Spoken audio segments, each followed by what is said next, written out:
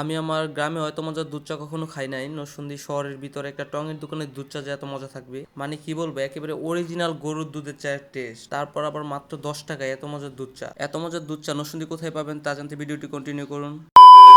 Hello guys, আসসালামু আলাইকুম, কেমন আছেন সবাই? আজকে আমি আর আমার ভাগিনা চলে গেলাম দুধ চা খেতে।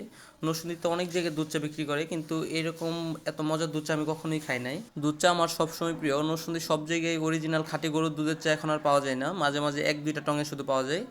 মামা প্রতিদিন নাকি মামার 40 থেকে 50 লিটার দুধই লাগে তার চা স্টলে। দুধের কালারটা দেখে বুঝতেছেন যে দুধ চাটা কেমন হতে পারে।